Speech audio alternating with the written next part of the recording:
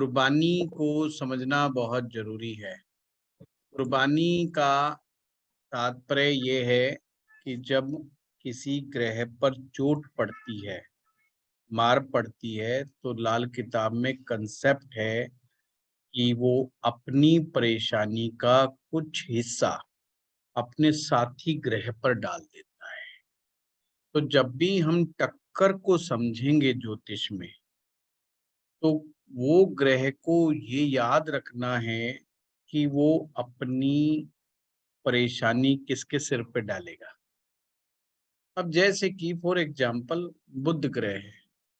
बुध ग्रह एक बहुत ही चालाक ग्रह माना जाता है, और जब प्रणाम। भी बुध ग्रह परेशानी में आएगा, वो अपनी मुसीबत शुक्र पे डाल देता है। तो अब हमें प्रेडिक्शन करते समय इस बात का ध्यान रखना पड़ेगा कि अगर कुंडली में बुध ग्रह टक्कर खा रहा है, टक्कर खा रहा है, किसी भी ग्रह से टक्कर खा रहा है, क्योंकि यहाँ यारी दोस्ती तो काम आ नहीं रही। जो भी टक्कर मारेगा वो मारेगा। यहाँ पे फ्रेंडशिप का और एनिमीज का तो चक्कर ही नहीं है। तो बुध के साथ साथ शुक्र ऑटोमेटिक डिस्टर्ब मानना चाहिए। पॉइंट समझे ना? तो ये मैं आपको लिखवा देता हूँ, आपने अच्छा पॉइंट याद दिला दिया। इस बहाने हमें ये चीज भी कवर हो जाएगी कि कुर्बानी का ग्रह है, तो इसकी हेडिंग ही बना लो, कुर्बानी का ग्रह। तो लाल किताब में कुर्बानी का ग्रह कहा गया है, और इसको सिंपल लैंग्वेज में मैंने बता दिया। जब भी ग्रह चोट खाता है या फंस जाता है ग्रहों की लड़ाई में, झगड़े में, है, तो वो अपनी मुसीबत अपने साथी ग्रह पर डाल देता है। तो जो साथी ग्रह पर जिस पर मुसीबत आई, तो एक प्रकार से वो उसने उसको कुर्बान कर दिया। या आप ऐसे समझ सकते हो कि अपनी प्रॉब्लम को डिवाइड कर दिया उसने। मतलब सारी प्रॉब्लम खुद के ऊपर नहीं ली। जैसे मान लीजिए किसी को सजा मिली कि 10 कोड़े मिलेंगे, और उसने कहा अच्छा ठीक है, तो 5 कोड़े मेरे दोस्त को दे दो, 5 मेरे को दे दो। आप समझे ना, डिस्ट्रीब्यूशन कर देता है। तो ऐसे ही प्लेनेट भी डिस्ट्रीब्यूशन कर देता है कि भाई मेरा जो साथी है ना, आप उसको दे दो कुछ प्रॉब्लम। तो जिससे ये कंसेप्ट अच्छा भी है, इससे क्या है कि कुछ प्रॉब्लम वो दूसरा साथी ग्रह जो उसको एक्सेप्ट करता है। पर यहाँ पर चूक होने का खतरा बहुत है। अगर हमने टक्कर तो बहुत जल्दी याद हो गई, हमें समझ में आ गया, टक्कर को हम समझ भी लेते हैं फटाफट, परंतु ये नहीं समझ पाते कि इसका जो साथी ग्रह जो कुर्बान हुआ, चोट उसको भी लग गई है, क्योंकि उसने कुर्बानी दी तो चोट उसे भी लगी। तो उसका इलाज भी बहुत जरूरी है। अब फॉर एग्जाम्पल की शनि ग्रह। अब शनि ग्रह जब टक्कर खाएगा, तो उसका साथी, अब ये याद रखना जरूरी नहीं, एक जगह तो मैंने कल बताया था सूर्य शनि से टक्कर खाएगा तो शुक्र मारा जाएगा। पर ये याद रख लो, जब टक्कर की बात आए, शनि ग्रह जब भी किसी से भी टक्कर खाएगा, तो अपनी प्रॉब्लम को शुक्र पर डाल दे। यानी कि शनि ने अपना कुर्बानी का ग्रह, ऐसे नोट करोगे तो याद रहेगा, शनि ने अपनी कुर्बानी के लिए शुक्र को रखा हुआ है। अगर शनि टक्कर खा रहा है, तो उसकी वाइफ की हेल्थ या पति पत्नी के संबंधों में भी तनाव उत्पन्न हो जाएगी। तो ऐसे में जब आप इलाज करोगे शनि का, तो शुक्र की रेमेडीज लिखना ना भूलिएगा। और केवल जरूरी नहीं कि पति पत्नी का मामला ही हो केवल, क्योंकि तो शुक्र में जो जो चीजें आती हैं, वो सभी चीजें आपने दिमाग में रखनी है, अपने जहन में रखनी है। चिड़चिड़ापन होना, ईर्ष्या होना, लैक ऑफ एनर्जी होना, तो नेगेटिव विचार आना, क्योंकि शुक्र कमजोर होने से, एनर्जी लेवल डाउन होने से व्यक्ति में ये सब समस्याएं होती हैं। तो केवल शनि शनि पर ही ध्यान नहीं देना, हमने शुक्र भी पर भी ध्यान देना है। तो ये पॉइंट को आपने समझ के रखना है। तो इसी प्रकार से आपने बुध ग्रह का मैंने आपको समझाया। बुध ग्रह भी शुक्र को ही कुर्बानी का ग्रह मानता है। अब मंगल ग्रह का आप कैसे करें, ये सारे नोट कर ही लो आप। मेरे हिसाब से मंगल ग्रह गुरुजी और मंगल। हाँ हाँ हाँ, बताइए। सॉरी, मैं सिर्फ इतना जानना चाह रहा था, ये साथ होगा तभी होगा या कहीं भी होगा तो भी हिट खाएगा? नहीं नहीं, हमारे मैं फिर दोबारा से रिपीट कर दूं अगर कंफ्यूजन है। हमारी कल बात चल रही थी, हर ग्रह, हर ग्रह अपने से आठवें को जी, टक्कर मारेगा। टक्कर मारेगा। टक्कर जी, मारने का सिंपल मीनिंग उसको डेंट मारेगा, उसको चोट मारेगा। राइट। जैसे एग्जाम्पल कि किसी व्यक्ति की जन्म पत्रिका में सूर्य 7वें घर में बैठा है, तो अगर सूर्य 7वें से अगर वहां से 8 गिनोगे, तो कुंडली के दूसरे भाव में कोई भी ग्रह बैठा हो, चंद्रमा, बृहस्पति, शनि, कोई भी बैठा हो, चाहे वो उसका जी, मित्र हो या शत्रु हो, वो उसको चोट मारेगा, उसको डेंट राइट, मारेगा। राइट। अब विश्वामित्र जी ने क्वेश्चन राइज किया, भाई जो डेंट लगा है उसको क्या करना चाहिए, उसकी रेमेडी किसकी किसकी रेमेडी होनी चाहिए, कि जी, जो डेंट मार रहा है उसकी रेमेडी करें या जो डेंट खा रहा है उसकी रेमेडी। तो सिंपल सा लॉजिक है कि जो जिसको डेंट लगा है, यानी जिसकी चोट लगी है, मल्लम पट्टी उसी की होगी। जिसने चोट नहीं लगी उसका तो खैर क्या होना है। तो इसलिए जिसको चोट लगी है उस ग्रह के उपाय करने। तो अब बात ये आई है कि केवल जो दिखाई दे रहा है आपको कि ये जी, आदमी ने चोट खाया हुआ है, और उस चोट खाए हुए आदमी ने अपनी कुछ प्रॉब्लम अपने साथी ग्रह को दे दी, और ये साथी ग्रह फिक्स्ड है, जिससे लाल अच्छा। किताब में कुर्बानी का ग्रह कहा गया। ये जरूरी नहीं है कि वो उसके साथ उसी घर में बैठा, ना, ऐसा कोई जरूरी बैठने नहीं। की कोई शर्त नहीं है, जरूरी वो कहीं बैठा हो। हाँ, ठीक है, तो मित्र ग्रह बाय चलिए। डिफॉल्ट जो मित्र होगा ना उसको बस बस, दिक्कत करेगा। बाय डिफॉल्ट, बस ये कुछ याद रखने वाली चीजें हैं। जी, जी, सर नैसर्गिक वो मित्र जो होगा फिक्स है, उसको पकड़ेगा वो। वो फिक्स है।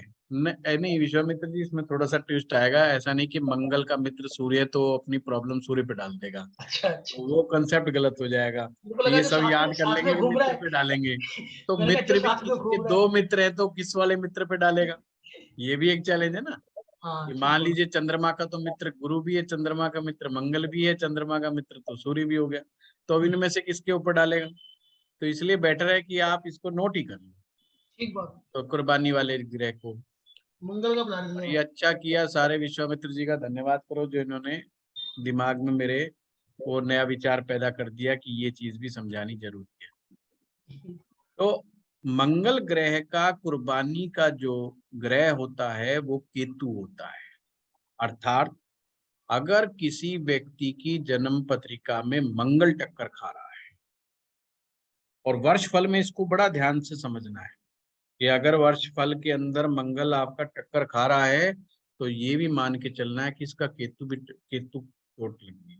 अब केतु को चोट लगने का मतलब, या तो अगर उसका पुत्र है, बेटा है, उसके साथ दिक्कत खड़ी हो जाएगी, उसके साथ समस्या खड़ी हो जाएगी, या उसके टांग में, उसके पाँव में चोट लगेगी, पाँव में प्रॉब्लम खड़ी होगी, या कुत्ता काटने की समस्या हो जाएगी। तो कुत्ता ऐसे ही मत काट, ऐसे नहीं काटता, कुत्तों को ऐसे बदनाम मत करो। कुत्तों के काटने के पीछे पूरा इतिहास छिपा हुआ है। आजकल आ रहा है ना, कुत्ते क्यों काटने लगे, मेरे कुत्ते तो भाई क्या काटने लगे, जिनका केतु खराब हो उनको कुत्ते काट ही लेते हैं। पाँव में दर्द की शिकायत, पाँव में सूजन, ये सब प्रॉब्लम केतु के कहीं ना कहीं गड़बड़ी का शिकार होने से, तो लक्षणों से भी समझ जाया करो। तो अगर मंगल है तो मंगल ने अपनी प्रॉब्लम केतु के ऊपर डाल देनी है। इसी प्रकार से आज मैं कई कंसल्टेशन कर रहा था, तो थकावट हो गई, तो मैंने कहा गरम गरम थोड़ा दो ताकि एनर्जी आ जाए। शुक्र ग्रह के लिए, अब जब शुक्र टक्कर खाएगा तो अपनी प्रॉब्लम चंद्रमा पर डाल देगा, मून के ऊपर डाल देगा। देखा, यहाँ पे मित्रता का कंसेप्ट खत्म हो गया। तो चंद्रमा पर भी वो दबाव बना देगा। अब शुक्र टक्कर खाएगा, चंद्रमा पे प्रॉब्लम आई, तो चंद्रमा मेंटली उसको स्ट्रेसफुल बना देगा, मन उदास रहने लगेगा, मानसिक समस्याएं पैदा होने लगेंगी, माँ को भी तकलीफ आ सकती है, माँ को भी परेशानी आ सकती है। तो आपने ना ज्योतिष में जो जो सीख रखा है सारे एस्पेक्ट्स, उसको बिल्कुल कंसीडर करके चलना है। सर पर इसके साथ शुक्र भी इफेक्ट होगा, और जो टक्कर खा रहा है वो भी परेशान होगा उस ग्रह से रिलेटेड भी, और जिसकी कुर्बानी लगेगी वो भी, दोनों के सिम्टम दो- दिखेंगे। बस बस बस। अब आप सही समझ गए, चोट उसको भी लगे, चोट दूसरे को भी लग गई है। तो ये समझाना इसलिए जरूरी है, कहीं कहीं हम ये चीज करते समय कहीं भूल ना जाएं और उसको कंसिडर ना करें। जैसे कि उसको टक्कर लगी है और उसमें केतु कुर्बानी का बन गया, अब वो खुद तो परेशान हुआ उस चीज से, पर साथ में वो ये भी कह रहा है कि मेरा बेटा भी परेशान है, मेरा बेटे की भी हेल्थ खराब है। और अब हमें समझ में नहीं आ रहा है यार ये बेटा कैसे परेशान हो गया, क्योंकि बेटा तो कहीं वर्षफल में बेटे वाला ग्रह है तो गड़बड़ा नहीं रहा। और आपने देखा कि यार केतु भी ठीक ठाक सा आ रहा है, तो अब हमें टेंशन हो गई कि यार वर्षफल में केतु तो ठीक आ रहा है, अब बेटा कैसे बीमार है। तो हमें ये टक्कर के ग्रह से समझ में आ जाएगा कि भाई बेटा इसलिए परेशान है कि केतु के साथी ग्रह ने केतु की बलि दे दी। गुरुजी, अगर केतु की यहाँ पे बलि हो गई तो क्या हम लोग गुरु को भी कंसीडर करेंगे इसके साथ? वो अभी गुरु के ऊपर ही आता हूँ, तो इससे आपको कंसेप्ट क्लियर हो जाएगा। चलेंगे तो पहुंच जाएंगे शुक्र वहां का, पे। हाँ, शुक्र का लिख लिया आपने, चंद्रमा, जी सर। शुक्र का कुर्बानी का ये हो गया चंद्रमा। अब बृहस्पति, बृहस्पति का कुर्बानी का ग्रह केतु होता है। अब याद रखने के लिए आप अपना भी मतलब कोई भी सिस्टम बना सकते हो। सूर्य अगर टक्कर खाए तो वो बलिदान किसका करेगा? केतु का। फिर से केतु है। चंद्रमा यदि टक्कर खाए तो अपने तीनों मित्रों के ऊपर अपनी प्रॉब्लम डाल देगा। ये कहेगा भाई मैं नहीं संभालता तुम्हारी, हैं? ये बृहस्पति पर भी दे देगा, कुछ कहेगा सूर्य को, कहेगा तू ही पकड़, कुछ मंगल को भी पकड़ा देगा। यानी कि चंद्रमा का टक्कर खाना ज्यादा दिक्कत वाला है, क्योंकि वो एक साथ तीन ग्रहों को लेके जाएगा, एक साथ तीन चीजों को डिस्टर्ब कर देगा। चंद्रमा पर आई हुई टक्कर ज्यादा गड़बड़ी का शिकार कर देती है। अब ध्यान रखने वाली बात यह है, राहु केतु अपनी मुसीबत किसी पर नहीं डालते, वो खुद ही सुलटते हैं। वो कहते हैं हम खुद ही सक्षम है, हम खुद ही टक्कर सहन करेंगे। यानी कि राहु केतु अगर टक्कर में हो, टक्कर खा जाए, तो वो अपने किसी साथी ग्रह पर अपनी प्रॉब्लम को नहीं डालेंगे, अपितु खुद ही उसको भुगतेंगे या उसको सुलटेंगे। क्लियर? ये कुर्बानी का कंसेप्ट है। अब इसमें कॉमन चीज क्या आई है कि सबसे ज्यादा फंसता या तो केतु है या फंसता या शुक्र। शुक्र। ये दो ग्रह कुर्बानी के ग्रह माने जाते हैं ज्यादातर। इसीलिए आप लक्षणों के आधार पर उपाय करने का बड़ा इसमें नियम बताया। तो कई बार क्या है कि तीर तुक्का चल जाता है आदमी का, उसको भी वो सही डायरेक्शन में उपाय कर देता है। पर फिर भी मेरा ये मानना है कि जितनी आपकी ये व्याकरण मजबूत होगी, उतना ज्यादा आपको लॉजिकल चीजें समझ में आएगी और आपको इस ज्योतिष के साथ मजा आएगा काम करने में, क्योंकि आपको मालूम होगा कि जो मैं उपाय करवा रहा हूँ वो क्यों करवा रहा हूँ, कैसे करवा रहा हूँ, वो सब चीज का आपको आइडिया हो जाएगा। हाँ ज्योति जी। सर, अगर ये टक्कर खाने वाले ग्रह, जैसे फॉर एग्जांपल नवम में गुरु हो और दूसरे भाव में राहु हो, तो गुरु ने राहु को टक्कर मारी, जैसे कि जो मेन कुंडली है उसी में, तो कोई पापी ग्रह ही हो जो नुकसान देने वाला टक्कर खाए, तो क्या उसका फायदा भी नहीं होगा, उसका नुकसान ही होगा हमेशा? पहली बात तो मैंने यहाँ पे कंसेप्ट क्लियर कर दिया, मित्र और दुश्मन का कोई कंसेप्ट नहीं है। सिर्फ आपने ये देखना कि टक्कर खा कौन रहा है। जो टक्कर खा रहा है वो अपनी मुसीबत किसके ऊपर डाल रहा है? उसके ऊपर। उन दो लोगों का इलाज करना है। ठीक है? अब जैसे विश्वामित्र जी ने कहा था कि भाई तीन ग्रह है और एक ग्रह टक्कर मार रहा है, तो तीनों को नोट कर लिया। अब तीन ग्रह में से हमने ये भी देखना है कि भाई कौन वो अपनी मुसीबतें किस पर डाल रहे हैं, उनकी एक लिस्ट बना लो और फिर उस हिसाब से उसके इलाज को करना है। पर ये टक्कर वाली बात वर्षफल में, जब आपका वर्षफल जो कुंडली बनती है, जो सालाना कुंडली बनती है, उसमें सबसे ज्यादा कंसीडर करनी है। सबसे ज्यादा, क्योंकि देखो जो जन्म के समय जो हो गया, जो ग्रह अब टक्कर खा रहा है सो खा रहा है, वो तो पीड़ित है, उसका इलाज कब तक कैसे कैसे करेंगे। बस हाँ, चीजें समझ में जरूर आ जाएंगी भाई, ये बातें। हाँ सिंधु जी बताइए, आप म्यूट पर हैं सिंधु जी। ये ग्रह टक्कर खा रहे हैं तो इन टर्म कोई ना कोई तो डैमेज है ही है।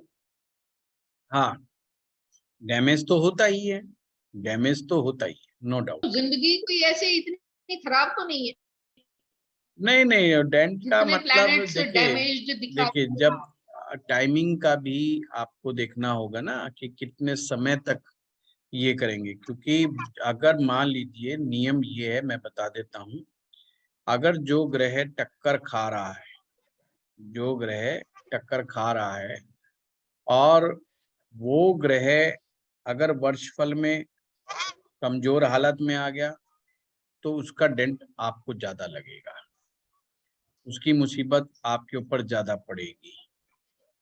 प्लस अगर वो अच्छे भाव में आ गया है तो उसका असर बहुत कम हो जाएगा, यानी कि उसको मल्लम पट्टी पहले ही लग गई है, वर्षफल में अच्छी स्थिति में आने के कारण उसको फायदा हो गया है, तो यानी कि उसका असर कम हो गया है। चोट तो लगेगी पर वो हल्की चोट लगेगी। अब जैसे मान लीजिए किसी का केतु टक्कर खा गया, तो उसके बच्चे पे क्या हुआ कि बच्चा 95% रिजल्ट लेकर के आने वाला बच्चा है। अब उसका केतु गड़बड़ा गया और उसने रिजल्ट देखा तो देखा क्या क्या, वो तो 90% पे ही रह गया, 95 नहीं आया, अचीव नहीं कर पाया, फर्स्ट डिवीजन जो वो टॉप करना था वो टॉप नहीं कर पाया। तो अब मुसीबत तो आई, पर ये मुसीबत ऐसी मुसीबत नहीं है जिसमें जान माल की हानि हो रही हो या बहुत ज्यादा हेल्थ का इश्यूज खड़ा हो रहा हो। तो पर फिर भी एक तनाव तो खड़ा हुआ ना, कि जो बच्चा 95% लेके आ रहा था वो 97 भी ला सकता था, 98 भी ला सकता था, पर वो नहीं लेकर के आ पाया। तो ये जस्ट एक कंपैरेटिव स्टडी है, कि कंपैरेटिव स्टडी, तो उस तरीके से। हाँ पूजा जी बताएं।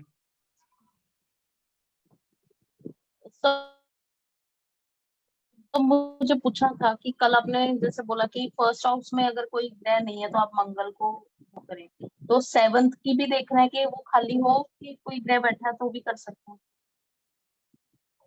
पूजा जी मेरे हिसाब कल से कल का तो क्वेश्चन है आप एक्चुअली, मैंने हैंड रेज। ये पहले ही बताया करो, ये किस कॉन्टेस्ट में जो मैंने कहा था, ग्रह को जगाने के लिए, भाव को सर कल जगाने मैंने के लिए। हैंड रेज किया था तो नहीं हाँ नहीं, जी, भाव को जगाने कोई के बात नहीं, मैं ये नहीं कह रहा कि आप क्यों लिए क्वेश्चन जैसे, हाँ पूछ, मैं तो ये कह रहा हूँ भाव को जगाने के लिए ना। हाँ, तो हाँ भाव को जी, हाँ जगाने के लिए मंगल के उपाय करने हैं, ये नहीं देखना कि मंगल जी कहाँ सर। बैठा। अगर पहले भाव सर में अगर कोई ग्रह नहीं सेवंथ बैठा। भाव में, हम्म, हाँ सेवंथ भाव में। हाँ, अगर सेवंथ में कोई ग्रह बैठा है तो भी कर सकते हैं। अगर कोई ग्रह नहीं बैठा हुआ है नहीं तो पूजा भी जी, कर शायद सकते हैं। आप कल वीडियो देखना पहले, वो कंसेप्ट ये था, अगर भाव जी वही जी जी सोया जी माना जाएगा जिसमें कोई ग्रह हम्म, ना बैठा हो या कोई ग्रह ना देखता हो, तो सोया माना जाएगा। तो जगाओगे जब ही, जब कोई सो रहा है, पहले जागे हुए को कैसे यस जगाओगे। श्योर। सर अगर सेवंथ भाव में गुरु की है तो फर्स्ट में कोई ग्रह नहीं है तो नहीं करना चाहिए ऐसे? नहीं नहीं मंगल के उपाय नहीं करने चाहिए? नहीं नहीं नहीं, आप है ना, वो नया कोर्स आ रहा है ना, उसमें हम डिटेल में एक एक भाव में करेंगे, जिसमें आपकी कुंडली अपने आप ही आ जाएगी, क्योंकि हर ग्रह के, हर व्यक्ति के ग्रह कहीं ना कहीं भी बैठे हों, तो हर एक का सर आएगा हमें उसमें, थोड़ा सा, तो उसमें रेमेडी आ जाएगी। थोड़ा हाँ गायत्री जी सर बताइए। आप कुंडली लेके ना थोड़ा सा वो कर हम। हाँ वो उसी सर में ये बताएंगे, उसी में वर्षफल, बताएंगे। हाँ सर बोलिए। ये वाला जो ग्रह है ये वर्षफल और कुंडली दोनों में देखना है। देखना है, पर वर्ष फल में ज्यादा उसको सम्मान देना है, मतलब उसका बड़ा, आपको प्रेडिक्शन करते समय बड़ा ध्यान में रखें। देखिए प्रेडिक्शन जब ठीक है होती है ना, जैसे कई बार बहुत लोग बोल देते हैं कि यार लाल किताब है, लाल किताब से प्रेडिक्शन नहीं हो सकती है, लाल किताब टोने टोटके की किताब है, पर एक्चुअली में वो लोग होते हैं, या तो उन्होंने लाल किताब नहीं पढ़ी होती है, या वो लाल किताब सही ढंग से समझ नहीं पाते। दो ही बातें होती हैं। जो लाल किताब को जब आप सिस्टमेटिक वे से पढ़ोगे, तो अरे बेटा ये मोबाइल देख, जब सिस्टमेटिक वे से पढ़ोगे तो फिर आप ये बात नहीं बोलोगे कि उसमें प्रेडिक्शंस पूरी होती है, प्रेडिक्शंस के तरीके दे रखे हैं ये एक प्रकार से प्रेडिक्शन का ही तरीका है कि आपको जो जो पॉइंट मैंने बताए हैं उन सभी को ध्यान में रखेंगे तो आप प्रेडिक्शन कर। हाँ विश्वामित्र जी। सर जैसे टक्कर वाले कॉन्सेप्ट है इसके अंदर ना, जैसे एक ग्रह टक्कर दे रहा है, मान लेते हैं कि 2-3 ग्रह टक्कर दे रहे हैं एक ही ग्रह को। अब हम मान के चल रहे हैं कि हमारे 2 या 3 ग्रह खराब हो रहे हैं उस चक्कर में, मतलब जो दोस्त है उसका या जिसको भी जो भी साथ में खराब हो रहा है प्लान, तो क्या रेमेडी 2-3 प्लैनेट्स की इकट्ठी होगी, अलग अलग होगी, एक टाइम पे होगी? नहीं, पहली बात तो मैंने अभी आप उठ के चले गए थे, मैंने आप ही का केस लिया था। जी मैंने ये कहा था कि जैसे आपने एग्जाम्पल दिया था कि एक ग्रह 3 ग्रहों को टक्कर मार रहा है। अब 3 ग्रहों के अपने साथी ग्रह भी हैं जो अपनी मुसीबत को दूसरी तरफ ट्रांसफर कर रहे हैं, दूसरे ग्रह की तरफ ट्रांसफर कर रहे हैं। तो उनकी एक लिस्ट बना लो, उसमें से कुछ तो कॉमन निकलेंगे। ऐसे नहीं कि हर एक का एक एक निकलेगा, हर एक का हो सकता है कुछ कॉमन भी निकले। वो लिस्ट जब बन जाएगी तो उसमें से जो ग्रह आएंगे फाइनल, उनका आप हिसाब बना लीजिएगा, उनकी रेमेडी होगी, उनकी रेमेडी करनी होगी। और ये वर्षफल के हिसाब से, वो वर्षफल के हिसाब से कीजिएगा। हाँ, क्योंकि मैच्योर आदमी है, बड़ा आदमी है कोई भी, तो उसको वर्षफल के हिसाब से ही देखना होगा कि इस साल कौन सा ग्रह किसको टक्कर मार रहा है और उसके रिजल्ट कहाँ कहाँ जाएंगे। ये एक आपका प्रेडिक्टिव पार्ट भी हो जाएगा। उसमें आप एक प्रेडिक्शन कर सकते हैं कि इस बार मुसीबत किस ग्रह की कारक चीजों पर आएगी, तो वो भी आप इंडिकेट कर सकते हैं। तो उस तरीके से आपने वो रेमेडी सजेस्ट करनी। मोरल सर वीनस केतु ही बन रहे हैं इस कॉन्सेप्ट में ना। हाँ, वीनस केतु है तो वीनस केतु का बड़ा ध्यान रखना पड़ेगा। वीनस केतु है तो आपने कुछ लक्षणों को पूछना होगा उनके। जैसे केतु की एक आदत क्या होती है कि वो मेंटल जब प्रेशर पैदा करता है तो बिल्कुल सैंडविच की तरह करता है। सैंडविच क्या है, जैसे इधर से भी मुसीबत आ रही है, इधर से बंदा सोच नहीं पा रहा, मतलब उसको लग रहा है यार घुट गया हूं मैं, मुझे जो है समझ में नहीं आ रहा कि क्या करूं और क्या ना करूं।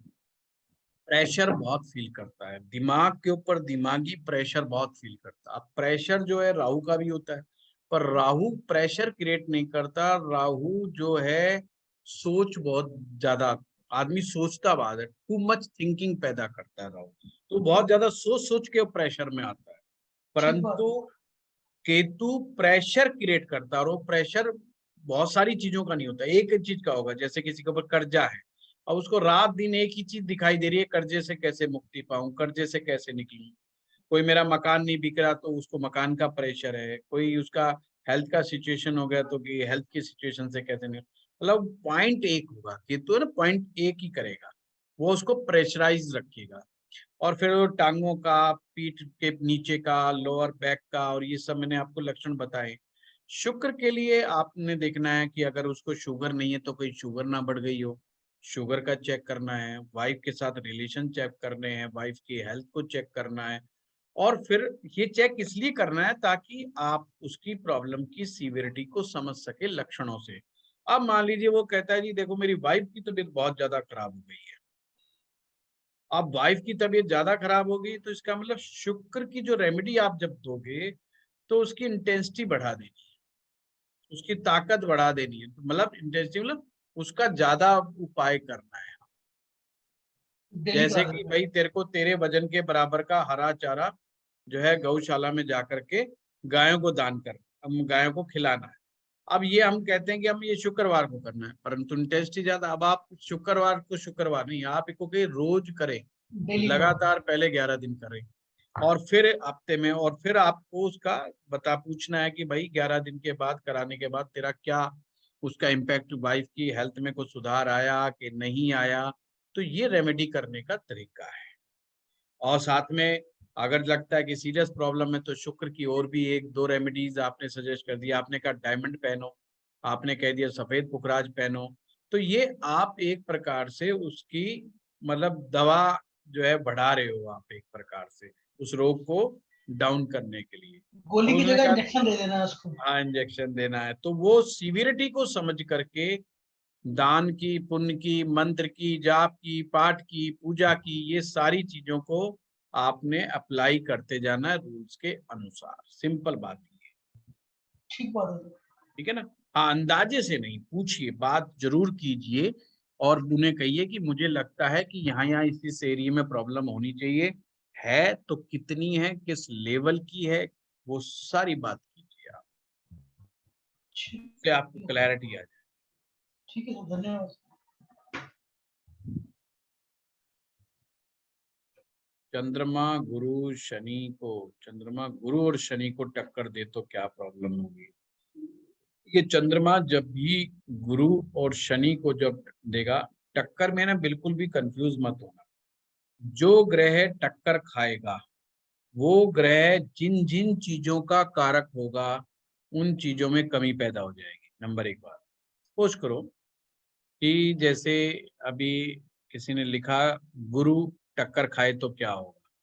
अब यार मित्रता का कंसेप्ट तो है नहीं कि चंद्रमा गुरु का मित्र है तो उसे बख्श देगा, बख्शेगा तो है नहीं। तो यहाँ पर गुरु की क्या क्या समस्या है? गुरु हमारी ओवरऑल वेल्थ का कारक है, गुरु हमारी संतान का कारक है, गुरु हमारे ज्ञान का कारक है, गुरु हमारे स्पिरिचुअल एस्पेक्ट का कारक है। उन सब चीजों में कहीं ना कहीं कमी पैदा करेगा। फिर शरीर से लगाना जरूर, शारीरिक लक्षण जरूर लगाना। गुरु का संबंध हमारे डाइजेस्टिव सिस्टम से, गुरु का संबंध हमारी श्वास से है, जो हम श्वास लेते हैं उससे है। तो और शनि का संबंध किस चीज से? हमारे स्नायु तंत्र मंडल से है। शनि का संबंध हमारे रोजगार से, हमारी डे टू डे इनकम से है, क्योंकि धन कमाने वाला लाल किताब के अनुसार हमेशा शनि 10वें और 11वें भाव को रिप्रेजेंट करेगा हमेशा। चंद्रमा सौम्य है फिर भी, हाँ बिल्कुल चंद्रमा यहाँ पर सौम्य, क्रूर, पाप ग्रह, इनका कोई कंसेप्ट नहीं। सॉफ्ट से सॉफ्ट प्लेनेट भी अगर स्ट्रांग से स्ट्रांग को टक्कर मारेगा तो जिसको टक्कर लग रही है उसको पीड़ा होगी, ये ध्यान रखना। बस फर्क ये है कि अगर राहु केतु टक्कर खा रहे होंगे तो अपनी मुसीबत वो किसी पर नहीं डालेंगे, खुद के ऊपर झेलेंगे। बाकी जो भी टक्कर खाएगा वो अपने साथी ग्रह मैंने लिखवा दिए हैं, उनके ऊपर कुछ अंश मुसीबत का डाल देगा। तो यहाँ इस बात में बिल्कुल गुरेज मत करना, चाहे गुरु ग्रह टक्कर मारे किसी को, ये मत सोचना कि अब टक्कर सॉफ्ट सी लगेगी, ऐसा बिल्कुल नहीं है। टक्कर उसने बिल्कुल वही डेंट मारना है। अब वो कितनी बुरी टक्कर लगी है, वो मुसीबत कहाँ जाके पड़ी है, तो आप उससे बात जब करोगे तो अपने आप आपको चीजें समझ में आने लग जाएंगी। क्लियर बात? हाँ मालविका जी जल्दी बताइए, फिर आगे बढ़ेंगे। जी सर। सर मेरे ना 2 क्वेश्चंस हैं। एक तो ये जो टक्कर वाला आपने कॉन्सेप्ट बताया, इसमें सर हर प्लैनेट का एक अपना गति से चल रहा है, हर प्लैनेट अपनी गति से चल रहा है। अगर हम टक्कर की बात करते हैं तो हम एग्जांपल अगर लें कि अगर कोई गाड़ी चल रही है 30 की स्पीड से और दूसरी गाड़ी चल रही है 60 की स्पीड से, एक पॉइंट पर आके दोनों टक्कर खा रही है, तो चोट तो फिर दोनों को लगेगी। तो वो मेरे को एक थोड़ा सा कंफ्यूजन है कि आपने बोला कि यहाँ पर वैसी टक्कर आमने सामने वाली नहीं है। सर जो आमने ग्रह है वो सामने वही है, जो ग्रह वो वही है। ये एक प्रकार की, आप इसको ऐसा समझो, टक्कर तो सिर्फ शब्द के अर्थ को समझाने के लिए बता दी कि जैसे ग्रह दृष्टि देता है, ग्रह वहां आकर के उसको टकराने के लिए, मान लो पहले भाव में कोई ग्रह बैठा है तो 8वें में बैठने के लिए वो वहां से चल करके 8वें को मारने नहीं आए, पहली बात। वो एक प्रकार से ये 8वीं दृष्टि मान लो इसको, समझो ना। तो वो वाला कंसेप्ट नहीं है कि गाड़ी तेज आ रही कि स्लो आ रही है, वो कंसेप्ट ही नहीं है। सर उसके इसमें अगर किसी के सिम्टम्स भी अगर मैच करते हैं कि दोनों को ही ट्रबल हो रहा है वर्चुअल में भी, या नहीं वो देखिए, कई बार मैंने पिछली बार क्लास में, कल वाली क्लास में क्या समझाया, एक ग्रह वो भी होता है जो टक्कर खा भी रहा होता है और टक्कर दे भी रहा होता है। कहीं वो खुद ही तो टक्कर नहीं खा रहा, ये भी होता है ना कि खुद ही टक्कर आ रहा हूँ, वो हो सकता है वो खुद किसी ग्रह से 8वें बैठा हो। अब मान लीजिए कोई ग्रह पहले भाव में बैठा है, अब पहले भाव का ग्रह हम बहुत अच्छा मानते हैं, अब वहीं पर 6ठे भाव में भी कोई ग्रह बैठा हुआ है, तो 6ठे भाव में जो बैठा है वो पहले भाव को टक्कर मारेगा 8वें से। पीड़ित कौन सा हो रहा है? पहला हो रहा है। यही कारण है कि ज्योतिष में कई बार हम सभी स्टूडेंट समझ नहीं पाते हैं, जो ग्रह देखने में बहुत अच्छा लग रहा होता है उसके रिजल्ट नहीं मिल रहे होते हैं, या उसका उल्टा दुष्परिणाम मिल रहा होता है। अच्छे रिजल्ट तो गए भाड़ में, यहाँ कुछ और ही नेगेटिव हो गया। जैसे कि गुरु लगन में बैठा है, सबको लगेगा कि बहुत अच्छा है, भाई बहुत अच्छा होता है, नो डाउट अच्छा है, पर लाल किताब कहती है देखो भाई वही टक्कर में आ रहा हूं, अब वो टक्कर में आ जाए, और टक्कर में आ गए तो बृहस्पति चोटिल हो गया। बृहस्पति को चोट लगी, अगर वो बच्चा देखिए किस उम्र के दौर में चल रहा है, अगर वो विद्यार्थी है तो उसको एजुकेशन में प्रॉब्लम आ रही हो, अगर वो घर गृहस्थी वाला है तो उसका पैसा नहीं बच रहा होगा। तो बहुत सारी मुसीबतें जो गुरु से रिलेटेड है वहां पे दिक्कतें आ रही होंगी। और हम उम्मीद कर रहे हैं कि भाई वर्षफल में लगन में गुरु आ गया तो अब की बार तो साल बहुत ही अच्छा जाएगा। अब ज्योतिषी ने प्रेडिक्शन कर दी भाई तेरा साल बहुत अच्छा जाएगा, वर्षफल में बहुत अच्छा। ऐसा नहीं केवल ये वैदिक में लिखा है कि लगन में बृहस्पति बहुत अच्छा, लाल किताब में भी बृहस्पति अगर लगन में हो तो बहुत ही अच्छा माना गया है, उसकी भी बुरी बुरी प्रशंसा की गई है। वो जगत गुरु है एक प्रकार से, यानी संसार का गुरु है वो। पर अगर वो चोट खा गया तो अब उसके रिजल्ट पहले जैसे नहीं बचे। वो बात अलग है कि बृहस्पति अपनी मुसीबत को कुछ हद तक केतु पर भी ट्रांसफर कर देता। सर एक तो और ऐसे में उसकी औलाद होगी तो वो भी चोटिल हो जाएगी, सिंपल कंसेप्ट। हाँ जी सर एक और क्वेश्चन है सर, देखिए हम लोग अपनी कुंडली यहाँ पर कालपुरुष के हिसाब से बनाते हैं और वर्षफल का भी चार्ट देखते हैं, लेकिन अगर किसी का कालपुरुष की कुंडली में ही डिफॉल्ट्स बहुत सारे हैं, वर्षफल अच्छा जा रहे हैं, अच्छे आ रहे हैं, लेकिन बाय डिफॉल्ट उसका बेस है वो तो हिला हुआ है, तो उस केस में क्या हम लोग बेस के लिए जो रेमेडीज करते हैं, जो नॉर्मल हमारी 43 डेज वाली, जो 45 डेज वाली रेमेडीज है, वो क्या पहले वर्षफल के लिए भी 43 डेज ही एप्लीकेबल है और उसके लिए भी 43 डेज एप्लीकेबल है? ये एस्ट्रोलॉजर के अनुभव की बात होती है कि उसको कौन सी रेमेडी इमीडिएट करानी है। लाल किताब में इमीडिएट रेमेडी का कंसेप्ट है। जैसे एक आदमी बहुत बड़ी मुसीबत में फंस गया कि उसका किसी से झगड़ा हो गया और किसी ने एफआईआर दर्ज करा दी है और पुलिस पीछे पड़ गई है। अब वो केस बेशक झूठा है पर मुसीबत तो उस समय आ गई। अब वो उसकी पास्ट की रेमेडी ना कराए कि आपके पास स्त्री ऋण है, आपके पास जालिमाना ऋण है, आपके पास अजन्मा ऋण है, आप ये करो। उसके पास समय नहीं है कि वो 45 डेज तक इंतजार करेगा और 45 डेज के बाद फिर दोबारा आपके पास आएगा और आकर के फिर आप उसकी वर्षफल की रेमेडी बताओगे। सबसे पहले देखो मुसीबत क्या है और वर्षफल बनाओ, वर्षफल बनाओ और वर्षफल के हिसाब से देखो क्या वो जो मुसीबत आई है उससे मैच कर रही है। अगर मैच कर रही है सबसे पहले वर्षफल का हिसाब किताब करो और उसको समझा के भेजो कि जैसे ही इस मुसीबत से थोड़ा सा भी रिलीफ मिल जाए मेरे पास आइयो, ये प्रॉब्लम तेरी कुंडली के अंदर है जो तेरी मेन कुंडली के अंदर है, तेरी लगन कुंडली में है। ये दोष जब तक तेरे दूर नहीं हो जाएंगे इस तरह की मुसीबतें आती रहेंगी। इन मुसीबतों से तुझे बचाव करना है तो लॉन्ग टर्म रेमेडी तुझे ये करनी पड़ेंगी। नेक्स्ट टाइम के लिए उसे बताइए और जब वो थोड़ा रिलीफ पा लेता है उसके बाद उनसे वो सारी चीजें कराइए, नहीं तो बार बार सेम टाइम की जो है प्रॉब्लम्स उसके ऊपर आती रहेंगी। ये लाल किताब का रेमेडी करने का तरीका है।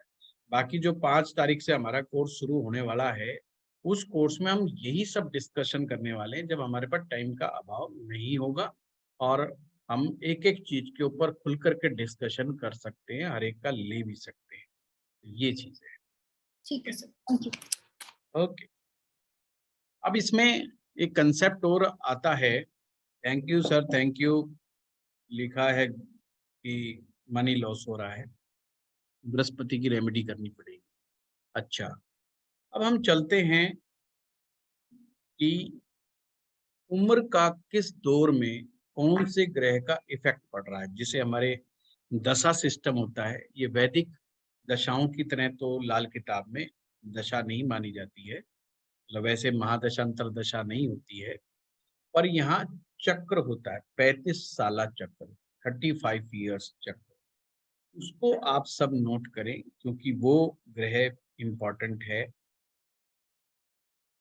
तो पहले तो लाल किताब के अनुसार जो हमने होरा बनवाई थी उसको आप नोट कर लें, तो उम्र के दौर का चक्र आपको पता चल जाएगा। इससे ये भी पता चलेगा कि बंदे के ऊपर इस समय कौन से ग्रह सबसे ज्यादा डोमिनेट करके चल रहा है, कौन सी डोमिनेंस किसका है।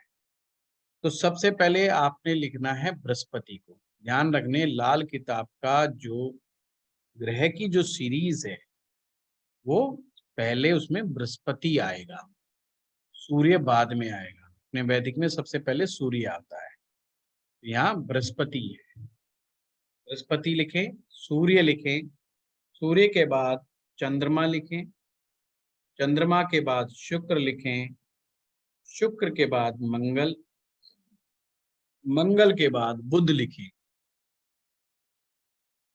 और बुध के बाद शनि लिखें, शनि के बाद राहु, और राहु के बाद केतु। क्लियर हुई बात? अब इसको ऐसा बना लीजिए, मतलब लिख लिया आपने 1 2 3 4 5 6 ऐसे करके कर लीजिए, बिल्कुल सीरीज में करिएगा। और एक तरफ ऊपर हॉरिजेंटली लिखना है चक्र 1, ऐसे फिर चक्र 2, चक्र 3, तो ऐसे 3 कॉलम बना लेने हैं। फिर मैं बहुत आसान तरीके से करा पाऊंगा। कॉलम बना लिया आप लोगों ने? नहीं तो कंफ्यूज हो जाओगे, बड़े आसान तरीके से बता दूं। अब जहां पर शनि लिखा है आपने, इस सीरीज में शनि के सामने 1 से 6 साल ये आयु का है। अब मान लीजिए कोई बच्चा है और 1 से 6 साल के बीच की उम्र है, तो आपने ये मानना है कि शनि ग्रह का असर ज्यादा है। 1 से 6 साल यानी 1 से 6 साल तक के बच्चे पर शनि ग्रह का असर होता है। तो कोई अगर रेमेडी होगी,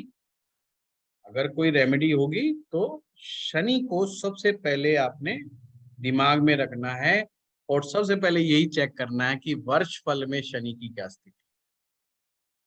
सर चक्र कहीं 1 में लिखना ऊर्ज है? फल में है जी। सर चक्र 1 में लिखना है 1 to 6 years। ये अभी मैं चक्र 1 ही लिखवा रहा हूँ, मतलब एक कॉलम बना लीजिए, यहाँ आप कॉलम नंबर 1 कर लीजिए। चक्र ना भी लिखे तो नंबर खाना मतलब पहला कॉलम, उसमें आपने ऊपर लिखा बृहस्पति लिखा, सूर्य लिखा, चंद्र लिखा, मंगल लिखा, ऐसे जहां शनि लिखा है उसके सामने 1 से 6 लिख दें। और ये दिमाग में रखना है, ये उम्र लिखवा रहा हूं मैं। यानी कि आपके सामने कोई बच्चा 5 साल का है, आप वो कहता है जी बच्चा बहुत ही बीमार हो गया, बच्चे को टाइफाइड हो गया, आप बंदा प्रॉब्लम में है, क्या करें? तो वर्षफल जब बनाओगे तो आपने देखना है शनि के क्या हालात है। कहीं शनि इस वर्षफल में टक्कर तो नहीं खा रहा, तो आपने दिमाग में शनि लेके आना है। तो शनि की रेमेडी आपने करवानी है, और शनि अपनी मुसीबत किसके ऊपर डालेगा? मित्र कौन है? शुक्र कौन है? शुक्र। शुक्र पे। तो हमने शनि की रेमेडी करानी, साथ में शुक्र की भी रेमेडी करानी, उसको शुक्र की भी ताकत देनी है। उसको कहने का मतलब उसकी भी सही तरीके से ट्रीटमेंट करना है, तो बच्चे में इलाज जल्दी हो जाएगा, और उसकी प्लेसमेंट के हिसाब से आपने करना है। इसी प्रकार से 7 साल से लेके 12 साल तक, अब शनि से नीचे राहु है, शनि से नीचे राहु है, तो वहां 7 से 12 लिखो आप, और राहु से नीचे केतु है, वहां लिखो 13 से 15। अब याद करो, जब मैंने केतु करवाया था तो एक बात वहां पे लेकर के मैं आया था, ये 13 से 15 उस समय भी मैंने लिखवाया था, और मैंने ये कहा था कि वो समय है जब बच्चे का ध्यान भटक जाता है। बच्चे का ध्यान भटकने का सबसे ज्यादा समय होता है, केतु बच्चे के ध्यान को भटकाता है। तो अक्सर माँ बाप जोशी के पास इस उम्र में बच्चे की कंप्लेंट लेकर के आते हैं कि बच्चा आजकल पढ़ाई ढंग से नहीं कर रहा है, या नंबर अच्छे नहीं लेकर के आ रहा, फोकस नहीं कर पा रहा है। तो ऐसे में आपने केतु की रेमेडी करानी है। और अब दिमाग लगा करके, बेशक केतु टक्कर भी खा रहा हो तो आपने, या नहीं भी खा रहा हो, क्योंकि केतु तो अपनी मुसीबत खुद पे लेगा, पर उसको सपोर्ट करने के लिए, क्योंकि कंसेप्ट हमेशा याद रखना, केतु जितना अच्छा उतना अच्छा बृहस्पति, जितना अच्छा बृहस्पति उतना अच्छा केतु। तो केतु को ठीक करना है तो केतु का तो इलाज करो, साथ में बृहस्पति का भी इलाज कर दो। बृहस्पति का आप इलाज करोगे, केतु भी ऑटोमेटिक उसने ठीक होना ही होना है, तो वो बच्चा बहुत जल्दी सही पोजीशन सिचुएशन में आ जाएगा। पर वर्षफल जरूर देखना, ऐसे नहीं हवा में तीर नहीं मार। कई बार कुछ होते हैं, माँ बाप की रोने की खामखाई की आदत होती है, बच्चा 95% लेकर के आ रहा, फिर भी आकर के रोते हैं जी ये मैं क्या करूँ जी, अरे भाई आज ही अंग्रेज बनाओगे क्या इसको, हैं? तो वो उसमें ध्यान रखना है। कई बार पेरेंट्स जो हैं कुछ ज्यादा ही वो हो जाते हैं, तो उसकी फिर बस ऐसे ही बहका के भेजना है। सर पैसे वसूल करने हैं ज्योतिषी वाले, हैं? पैसे वसूल करने हैं ज्योतिषी को जो दे रहे हैं ना, वो पैसे वसूल करने होते हैं। वो काम का ही जी, बच्चा पढ़ नहीं रहा, ऐसे मतलब कुछ ना शक्लें, कुछ ऐसी शक्लें बना लेते हैं जैसे कोई अभी रो देंगे अगर कुछ हो गया तो, हैं भाई सर कुछ ना परसेंटेज कुछ उपाय लेके जाएंगे, पैसे दिए तो कुछ ना कुछ उपाय लेके जाएंगे, चाहे उपाय चाहिए या नहीं चाहिए। और नहीं लिखो तो कंप्लेंट करते हैं कि आपने तो कोई उपाय बताया ही नहीं। मेरे साथ तो अक्सर हो जाता है कि कहते हैं आपने उपाय तो बताया ही नहीं। अरे भाई कोई प्रॉब्लम नहीं होगी इसलिए नहीं बताया। तो ये भी समस्या हो जाती है तो उनको कुछ ना कुछ दे दिया करो। और ज्यादा रोने धोने लगे तो उनको कह दिया करो जाओ मंदिर में जाओ और मंदिर में जा करके वहां की टॉयलेट साफ करके आओ। या तो जाएंगे ही नहीं या तो उपाय नहीं करेंगे, हैं? तो बिल्कुल एकदम सेटिंग पे आ जाएंगे। अच्छा, अब ये उपाय भी है, रेमेडी भी है भाई, तो बहुत अच्छी रेमेडी भी है, इट्स अ गुड रेमेडी। हाँ तो ठीक हो जाएंगे ऑटोमेटिक, फिर आपसे ज्यादा उपाय की डिमांड नहीं करेंगे, कहते मेरा उपाय तो ऐसे ही है। फिर चलिए अगला लिखें। सो अब बृहस्पति पर आ जाइए, केतु पे आगे 13 से 15। अब वापिस सबसे पहले आपने बृहस्पति पर जाना है, मैंने बृहस्पति के सामने लिखिए 16 से 21। बृहस्पति से नीचे आइए सूर्य पर 22 से 23। अब वो याद आ जाएगा आपको जो जो मैंने लिखवा रखा था ना पहले, पहला चक्र वैसे ही चलता है। चंद्रमा 24 से 25, शुक्र 25 से 27, शुक्र 25 से 27। ये शादी की उम्र के लिए भी बहुत इंपॉर्टेंट है। जब आप लाल किताब से प्रेडिक्शन करेंगे, अगर वर्ष फल में शुक्र अच्छी स्थिति में आ जाए और उम्र भी ये 25 से 27 के बीच में चल रही है, तो आप ये ध्यान रखना शादी की प्रेडिक्शंस कर सकते हो। पर अगर इसी दौर में लगातार ये वर्ष फल में शुक्र पिटा हुआ है तो शादी या तो होगी नहीं, और गलती से कर दी तो वो खराब। तो जिनकी मैरिज लाइफ खराब है ना, बेशक उनके डेट ऑफ मैरिज देख करके उस समय कौन सी उम्र चल रही थी वर्ष फल में देख लेना, शुक्र गड़बड़ मिलेगा। मतलब ऐसा देखना जो मैरिज बिल्कुल खत्म ही हुई, मतलब एग्जाम्पल ऐसा लेना तब क्लियर आएगा। वो गीली लकड़ी की तरह जलने वाली मैरिज लाइफ को मत लेना, जो ना बुझ रही है जो ना जल रही है, उससे नहीं पता चलेगा आपको ना, वो तो बहुत आइडिया नहीं वो तो बहुत मिल जाएंगी। हाँ तो ऐसी मत लेना, इसलिए मना कर दिया मैंने। अब 25 से 27 शुक्र लिखा तो 28वां साल फिर हमारे मंगल ग्रह का आ जाता है। 28 से 33 बुध ग्रह 34 से 35। अब वहां जहां पर शनि लिखा हुआ है, अब पहला खाना तो पूरा कर लिया आप लोगों ने, पहला जो कॉलम था वो तो सारा पूरा हो गया, सारे ग्रहों के सामने उम्र लिख ली होगी। अब देखो जो कैमरा बंद करके बैठे हैं, मुझे नहीं समझ में आया कि उनको लिखी कि नहीं लिखी। जी सर, तो अपने अपनी किस्मत के वो खुद जिम्मेवार है। लिख लिया तो आप लोगों के चेहरों से मुझे पता चल रहा है भाई ठीक है। चलिए अब शनि के सामने, अब जो खाना नंबर 2 मतलब जो कॉलम नंबर 2 पे आ जाइए, क्योंकि पहला तो भर गया, तो कॉलम नंबर 2 पे आएंगे तो शनि के सामने से शुरू करना है, क्योंकि 35 साल यहाँ पर फर्स्ट चक्कर में पूरे हो गए। 1 साल से 35 साल की उम्र फर्स्ट कॉलम में आ गई है, आपने ध्यान दिया होगा। अब हम वहां से दूसरे से चलेंगे, दूसरे शनि के सामने से शुरू कीजिए। फिर देखो शनि से ही आरंभ हुआ था पहला भी, 1 से 6 शनि से हमने आरंभ किया था, तो हम 36 से 41 साल, सेम 6 साल का। हाँ यही समय है जब इंसान सबसे ज्यादा भागता है, सबसे ज्यादा मेहनत करता है, सबसे ज्यादा मशक्कत करता है, अपने जीवन की फुल पावर लगाता है पैसा कमाने के लिए। हार्ड वर्क को कहता है कर्ल, और ये जिंदगी की फिलॉसफी है, ये ध्यान रखना। और जो इस समय नकारा हो गया, शनि ग्रह उससे बहुत नाराज हो जाते हैं। शनि हर बच्चे को, हर नौजवान को ये चीज समझाओ, ज्योतिष हमारी जिंदगी की फिलॉसफी है जो हमें समझाता है किस समय क्या करना चाहिए क्या नहीं करना चाहिए। 36 से 41 आदमी भागता दौड़ता ही समझ में आना चाहिए, हर तरह से उसको हार्डवर्क करना चाहिए, हर तरह से भाग दौड़ करनी चाहिए। मेहनत कश इंसान को शनि ग्रह बहुत लाइक करता है। तो ये उम्र का वो दौर है। तो ऐसे में जो चीजें शनि को पसंद नहीं है वो चीजें नहीं करनी चाहिए, नहीं, शनि रुकावट पैदा कर देता है आगे तक के लिए। इसलिए जिनका शनि की स्थिति अच्छी ना हो वो भूल करके भी शराब ना पिए, खास करके इस उम्र के दौर में। 36 से 41 बड़ा ध्यान रखने वाली उम्र है, शराब के लिए बिल्कुल क्रॉस मार, नहीं तो शनि आगे तक मुसीबत डाल देता है, मतलब उसको आगे तक फंसा के रखता है। तो जो जो चीजें शनि को पसंद है,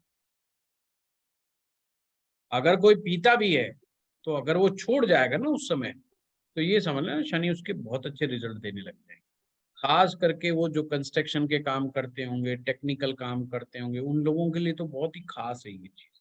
उस समय अगर वो छोड़ गए तो उनको काफी हद तक अच्छे रिलीफ मिल जाएगा। इसी प्रकार से राहु पर आए 42 से 47 की एज, ये राहु की है। इस उम्र में आकर के व्यक्ति फुल एंड फाइनल रिस्क खेलता है। भाई साहब अब नहीं खेला तो फिर कब होगा, है? फिर तो अब मेरा बुढ़ापा नजदीक आने वाला है, तो उसको अपना बुढ़ापा याद आने लगता है, तो इसलिए वो फिर फुल एंड फाइनल रिस्क झेलता है। तो राहु में कहते हैं ना पराक्रम दिखाने वाला, तो फिर वो अपना पराक्रम दिखाता है, अल्टीमेट पराक्रम दिखाने की कोशिश में करता है कि एक ही बार में दाव मारूंगा, सारा जो अब तक नहीं किया सारा हिसाब किताब कर दूं। तो ये वो उम्र होती है ना? तो ये राहु का असर माना। अब आपने देखना है कि वर्षफल में भाई कैसा आ रहा है, सही आ रहा है कि गड़बड़ आ रहा है। अगर गड़बड़ आ रहा है तो प्रोकास्टिनेशन की प्रॉब्लम है, यानी उसको उल्टे सीधे ख्वाब खामखा आ रहे हैं कि मुख्यमंत्री बनेगा वो अगले 6 महीने। और अगर सही आ रहे हैं तो उसको आप सही रास्ता दिखाओ, सही मोटिवेट करो, क्योंकि इस उम्र में आदमी बहुत जबरदस्त रिस्क लेने की सिचुएशन में आ जाता है। ऊपर डिपेंड्स ऑन वर्षफल में उसकी प्लेसमेंट क्या है, ये चीज डिसाइड करेगी। 48 से 51 साल केतु की उम्र, एस्ट्रोलॉजी सीखेगा सर। फिर वो ज्योतिष सीखेगा है। 48 से 50 परफेक्ट उम्र है। ये समय होता है जब इंसान अपनी औलाद को लेकर के बहुत ज्यादा टेंस होता है। 48 से 51 साल बहुत ज्यादा टेंशन में होता है, उसके कैरियर को लेकर के, उसकी हेल्थ को लेकर के, या उसके व्यवहार को लेकर के कुछ ज्यादा ही सोच रहा होता है। इवन उसकी जिंदगी की सोच का 60 से 70% मामला बच्चे की तरफ जो है शिफ्ट हो जाता है, क्योंकि वो दशा केतु की दशा है। अब लाल किताब जो सीखे वो तुरंत उम्र से ही पता चल सकता था, ये वाला साल चल रहा है 50वां है, ठीक है, बच्चे को लेकर टेंशन। इवन कुंडली वो बाद में दिखाएगा, पहले ही आप समझ जाना कि बच्चे की प्रॉब्लम लेकर के आया, टेंशन है, और वो ही चीज निकलेगी क्योंकि केतु का एकदम सही बताया सर। है ना। हाँ गुरुजी सही बताया आपने, ये पूरा मिल गया है मतलब। हाँ, ये सभी के साथ है, ये ऐसा नहीं कि किसी की, आपकी अगर ये चल रहा है तो जो भी इस उम्र हाँ के दौर में है सभी हाँ के सर। वो केतु के अंडर में चल रहे हैं। दूसरा एस्पेक्ट ये है कि केतु के अंडर में चल रहे, यही समय है जब आदमी सबसे ज्यादा धार्मिक हो जाता है, यही सबसे ज्यादा समय है कि उसके अंदर सेपरेटिवनेस के गुण आने लग जाते हैं, या उसमें मन में बड़ी इच्छा होती है कि अब तो तू संन्यास ले ले, मन करता है तू कहीं तीर्थ पे चला जा, मन करता है कोई माला ले ले, मन करता है तू दीक्षा ले ले। ये वो सबसे ज्यादा सुप्रीम पीरियड है जिसमें उसको सबसे ज्यादा धार्मिक होने के ख्याल आते हैं। संतान को सही जगह मैनेज करने के, संतान को सही जगह प्लेस करने के ख्याल उसके दिमाग में, यानी वो अपना तो भूल जाता है, संतान के विषय में बहुत ज्यादा सोच विचार करता है। अब चलिए केतु हो गया, तो अब आप फिर वापस बृहस्पति पर आएंगे। अब फिर बृहस्पति की उम्र आएगी 51 से 56 साल। अब जो 51 से 56 की उम्र में है वो बृहस्पति के दौर में है। अब उनको लगने लग जाता है ज्ञान प्राप्त कर लिया, शुद्ध ज्ञान, नॉट अशुद्ध ज्ञान, प्योर नॉलेज, आत्मा परमात्मा की नॉलेज है, ज्योतिष की नॉलेज। सूर्य की उम्र 57 से 58 साल, चंद्रमा 58 से 59, 58 से 59 चंद्रमा, 60 से 62 शुक्र। यानी कि जो भी कोई व्यक्ति 60 से 62 की उम्र में है, आपको क्या चेक करना है? शुक्र ग्रह की प्लेसमेंट चेक करनी है। कहाँ चेक करनी है? वर्षफल में। अगर शुक्र बहुत अच्छा है, प्लेसमेंट अच्छी आती है, तो ये उसका बहुत एंजॉय का टाइम होगा। वो घूमने फिरने जाएगा, बाहर घूमेगा फिरेगा, मौज करना चाहेगा। उसके मन में ख्याल आएंगे कि मुझे अब जिंदगी में जो मैंने इतने पापड़ बेले हैं, इतनी मशक्कत की है, अब मैं थोड़ा सा लाइफ को रिलैक्स करूं, थोड़ा सा एंजॉय करूं, ये उसके मन में ख्याल आएगा। समझ गए बात को? और अगर वो गड़बड़ा गया शुक्र, तो उस समय हेल्थ अच्छी नहीं रहेगी, हस्बैंड वाइफ रिलेशनशिप के लिए वो दौर अच्छा नहीं होगा, होपलेस बहुत जल्दी हो जाएगा। 63 से 68 साल मंगल ग्रह के और 69 से 70 ईयर्स बुध ग्रह के, ये आपका सेकंड कॉलम पूरा हुआ। अब थर्ड पे आ जाइए। 71 to 75, 71 to 75, फिर शनि पर आ जाना। देखिए, स्टार्ट शनि से करेंगे तो समझने में दिक्कत नहीं आएगी। 71 से 75 ये शनि का पीरियड रहता है। ये वो दौर है जब शनि की बीमारियां बहुत असर करती हैं, वायु प्रॉब्लम बहुत पैदा हो जाती है, वात विकार बहुत प्रॉब्लम है, जॉइंट्स पेन की शिकायत रहने लगती है, गाउट्स की प्रॉब्लम रहने लगती है, नींद की समस्या रहने लग जाती है। ये सब मुसीबतें आती हैं और वो डिपेंड ज्यादा करेगा कि शनि का वर्षफल कैसा है कैसा नहीं है। अगर व्यक्ति का ये 4-5 साल वर्षफल में शनि अच्छा आता रहे तो बिल्कुल हेल्दी लाइफ चले, बिल्कुल टेंशन नहीं पालने वाला। ऐसा नहीं कि शनि का आया है, शनि की दशा है, तो इसका मतलब ये नहीं कि वो बीमार होगा ही होगा। इट्स डिपेंड ऑन वर्षफल, ये हमेशा ध्यान रखना। केवल आंख बंद करके नहीं कहना भाई बंदा जो है 71 से 75 हो गया तो बीमार होगा ही होगा ना, ये कोई जरूरी नहीं है, वर्षफल बताएगा ये चीज। 76 से 82, 76 to 82, ये फिर से राहु का दौर है। ये वो समय है जब औलाद का पता चलता है, औलाद खरा सोना है या मिट्टी है।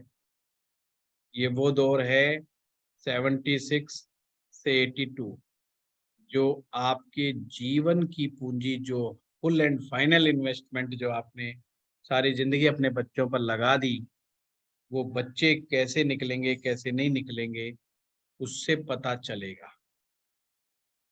क्योंकि राहु के समय में अक्सर माँ बाप को ये कह दिया जाता है कि आप या तो इस दुनिया से चले जाओ या इस घर से चले जाओ, यानी वृद्धाश्रम, या उनकी हालात बड़े गैरत बेगैरत वाले कर दिए जाते हैं। तो ये राहु का दौर है। तो बुढ़ापे में भी राहु का दौर आता है, जब जीवन बहुत ही उतार चढ़ाव से होकर के गुजरता है।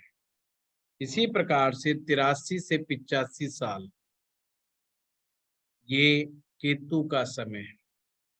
ये वो दौर है जब भरसक वैराग्य जागता है, जब इंसान मुंह से बोलता है कि अब तो चले जाएं तो अच्छा, भगवान उठा ले तो अच्छा, या डिटैचमेंट फील होने लग जाता है।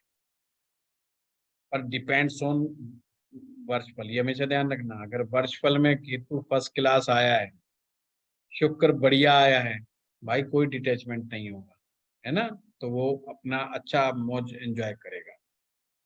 अब इसी सीरीज में ऊपर चले जाओ, बृहस्पति पर चले जाओ, 86 से 91 साल। तो जुपिटर की जो उम्र है फिर से 86 to 91, ये बृहस्पति की उम्र है, ये बहुत ज्ञानी बना देता है इस उम्र में, बहुत सूझबूझ वाला बना देता है या सूझबूझ खत्म कर देता है। दो में से एक काम होगा, या तो व्यक्ति बहुत ज्ञानी हो जाता है, बड़ा सुलझा हुआ व्यक्ति होता है इस दौर में, आप कोई बात उससे व्यक्ति से पूछ लो, अगर उसका शारीरिक हिसाब किताब ठीक ठाक है तो जो सलाह देगा ये समझ लो अल्टीमेट सलाह देगा। और अगर आपके घर में भी कोई इस उम्र का कोई व्यक्ति है तो समझ लेना तुम्हारा गुरु जिंदा है, उसकी सेवा करो और हर काम उससे पूछ करके करो। पूछ के करने का मतलब ये होता है हर बात उसको बताओ, ये मत सोचना कि इसको पट्टे को समझ में नहीं आएगी, मेरा काम ये क्या समझेगा। उसको अपने दिल की बात बताओ, बेशक वो उस काम का जानकार ना हो, बेशक डिसीजन खुद लेना, पर वो बात उसके दिमाग में डाल दो, उसको जरूर बताओ इस समय मेरे साथ क्या चल रहा है। और अगर कोई काम की सलाह दे तो उस पर गौर करो, उसको इग्नोर मत करो, गौर करो इग्नोर मत करो, क्योंकि वो व्यक्ति स्वयं बृहस्पति की उम्र में चल रहा है और बृहस्पति की द्वारा दी गई सलाह अक्सर गलत नहीं जाती। ये आपको जीवन के ऐसे सूत्र मिल रहे हैं लाल किताब के माध्यम से, जिसमें आप बहुत अच्छी चीजों को समझ सकते। 92 से 93 सूर्य है और 93 से 94 चंद्रमा है और 95 से 97 शुक्र है, 98 से 103 मंगल है। ये ध्यान रखना, 100 पे कोई नहीं मरता, मरना मुश्किल हो जाता, लोग ही उनकी संख्या बोल देते, 100 पे मृत्यु नहीं होती। और जो 100 101 फिर वो 103 के बाद ही जाने के चांस बढ़ते हैं उसके, क्योंकि यानी कि उसका मंगल बहुत स्ट्रांग है उस बंदे का, ये ध्यान रखना, मंगल उसका स्ट्रांग है कहीं ना कहीं कुंडली के अंदर। मंगल जो है बॉडी का स्टेमिना होता है, और 104 से 105 ये बुद्ध की उम्र है, बस ये बड़ी नाजुक होती है।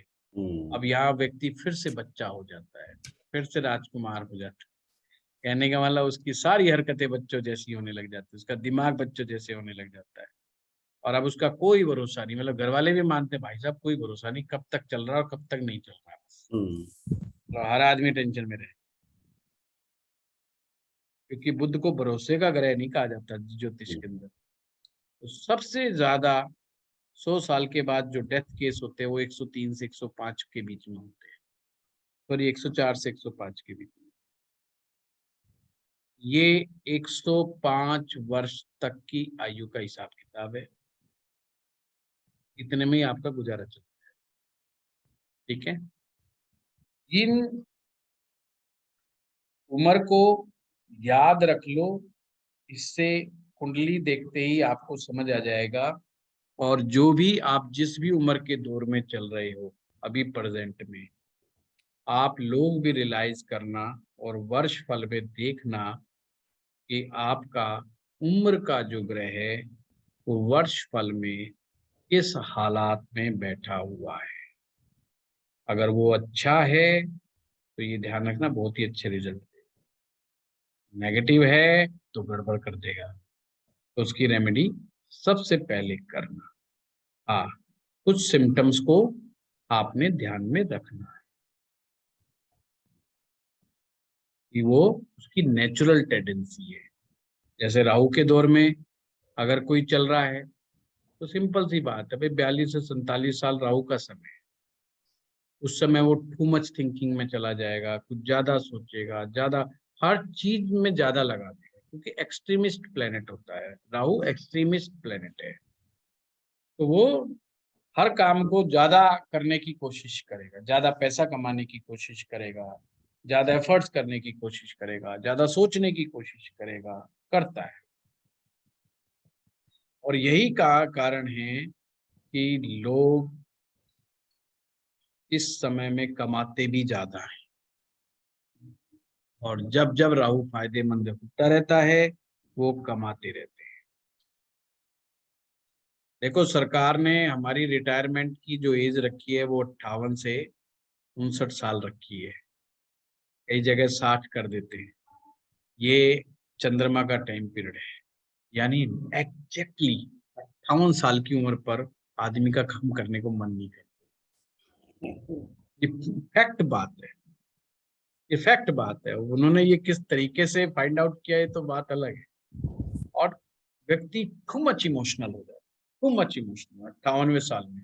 अब लोग तो ये मानते हैं कि भाई अब ये इसका रिटायरमेंट का आखिरी साल है, तो इसलिए अब ऑफिस के अंदर ये ज्यादा, तो हर एक छोटी छोटी बात के ऊपर भी वो कहेगा अरे यार मैं कितना सीनियर मोस्ट आदमी हूँ, मैं तो इस साल रिटायर होने वाले हूँ, तुम मेरी इज्जत नहीं करते। तो वो बहुत छोटी से छोटी बातों को भी बुरा मानता है।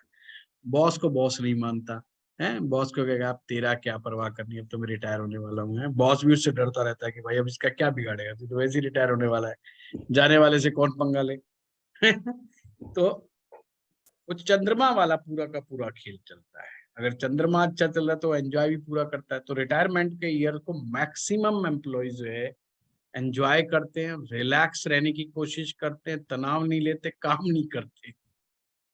सरकार भी कह देती है अब इनको घर भेज दो, क्योंकि अगला जो उम्र का दौर है वो शुक्र का आना है।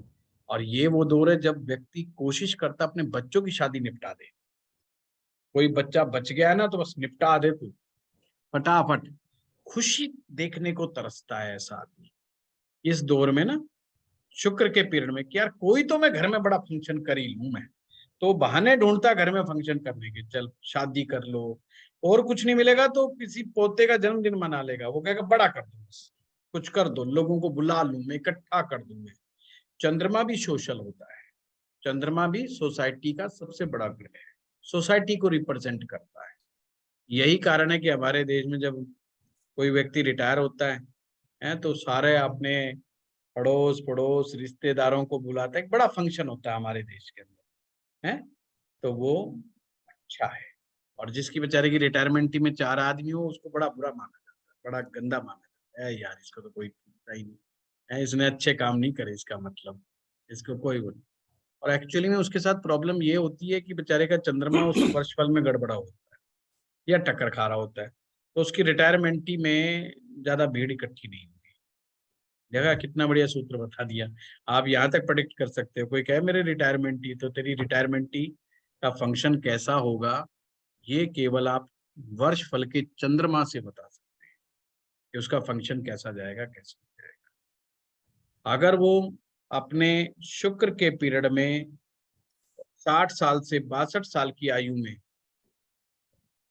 ये वो दौर है जब वो अपने बच्चों की शादी सबसे ज्यादा भरसक प्रयास करेगा कि किसी तरह मैं किसी बच्चे की शादी को निपटा कर दूं। एक्चुअली में वो चाहता है मैं कोई फंक्शन कर लूं, मुद्दा बच्चे की शादी नहीं है, वो तो बहाना ढूंढ रहा है शादी का, पर वो किसी बड़े सेलिब्रेशन, किसी बड़े फंक्शन, हाँ बस बस बस वो पार्टी का मूड बना लेता है वो, कि पार्टी मूड बनाओ।